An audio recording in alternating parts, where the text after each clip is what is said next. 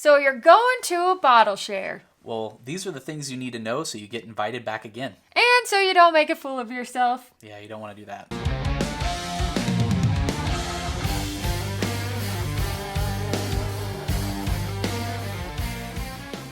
We really wish we would have seen a video like this before we went to a bottle share for the first time, because it's a lot and we had no idea what to expect. Yeah, we didn't. But I think we live by most of these rules just in general. Yeah. It's kind of, I hate to say it, common sense. But some people just don't know, and if you've never Some people don't have common sense. Let's dive into these. If you're going to a bottle share, you should definitely think about these things before you go, because it's really, really important, especially like a larger scale bottle share. Like, I mean, sure, you can do these things at the smaller ones too. Like, there's, you go to a friend's house, you have some bottles, whatever. Some of the things we have on the list, it's slightly different if it's like at a friend's house with like 5-10 people versus a big with 50 plus people. First two on the list are probably the most important.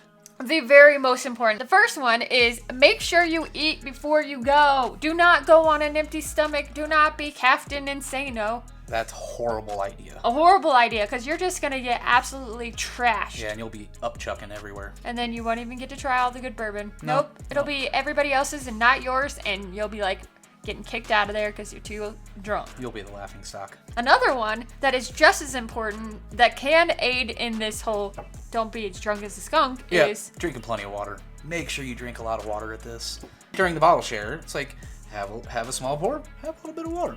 Have a small pour, have a little bit of water. Make sure you get your water in, otherwise you will be that guy, that hammered person at the bottle share. Or that girl. Yeah, or that girl.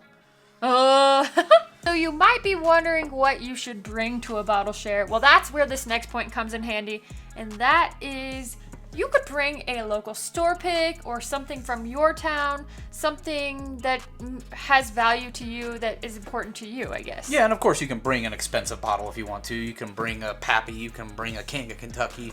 You can bring whatever you want. Yep. But it's like also try to bring, like we go to them, we'll bring a store pick that we really like. I think last bottle share we went, we brought a Penelope Rio. It went like that. Yep. Because people were wanting Penelope Rio. So newer releases definitely will go. Newer releases or things that sometimes other people in other places can't find, but you can just find an overabundance of. Sometimes that's a good thing too. But store picks are really nice because it's like, for no matter what, unless they live in your town or your community, they're not going to have that bottle. So it's really cool to share something that somebody else hasn't tried before. Number 4. Now, while we're talking about bottles, don't always expect to get your bottle back. So if you're at a big one and there's a ton of people there, that bottle might be gone by the end of it. Someone might have picked it up and walked off with it. So don't expect to get it back. If you're at a smaller one, like with some friends, of course you're going to get your bottle back. It's not going to walk out of there. At least it shouldn't. I also think it's really important to think about this. It's like you're bringing a bottle to share.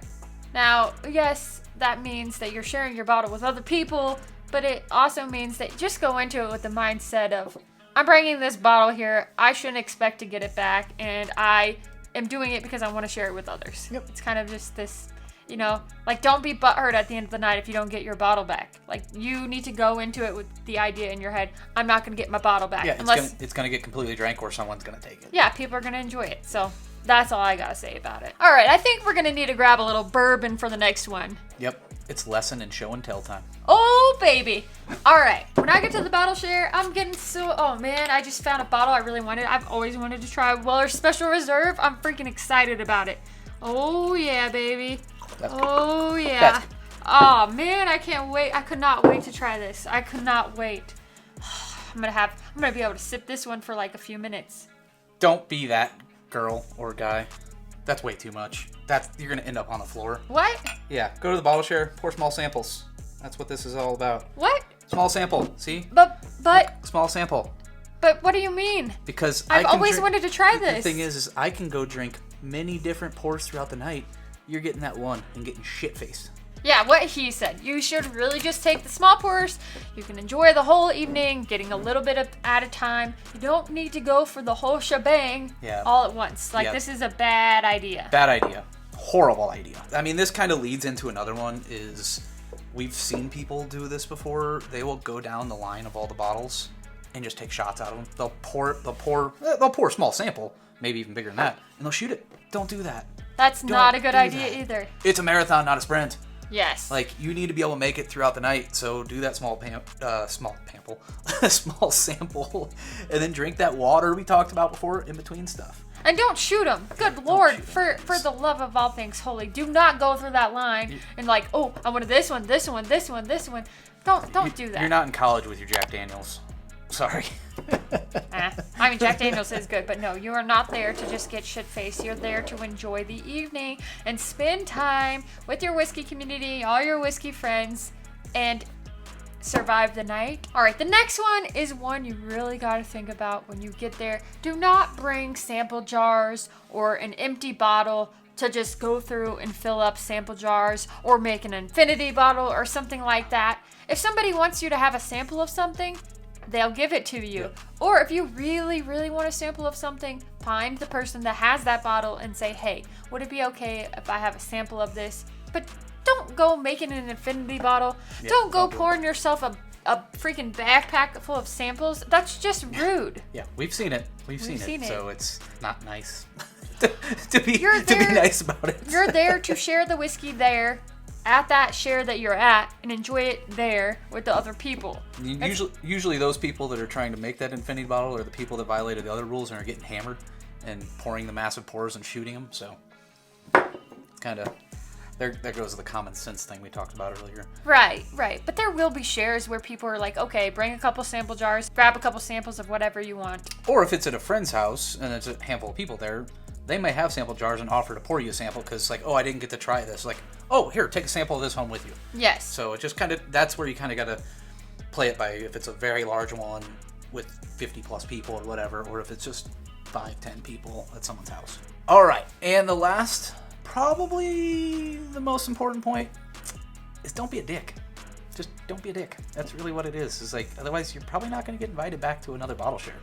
Like the bourbon junkies always say, just be cool. Yeah, just be cool. Just be cool. Like, be there, have a good time with your friends, drink good whiskey. Don't be an asshat. Have fun. Enjoy yourself. Enjoy the company of everyone drinking, like-minded people drinking whiskey. Yep. That's what it comes down to. It does. Whiskey. Opening those bottles, sharing them with people, and making memories. Yeah, absolutely. Making memories and experiencing a wonderful event wherever you're at. Yep. So, all right, that's all we got. That's our bottle share etiquette. If we missed something on this list, let us know. Or if there's something that you can think of, like some other kind of bottle share etiquette that we might not have thought of, let us know in the comments. And that's what we got for you. Yep, that is it. So everybody have a wonderful day. I'm Dara. I'm Bill. And we're the average drinker. I'm the average drinker. She's the average drinker. I'm the above average drinker. Yeah, you are. All right, guys. We'll see you next time.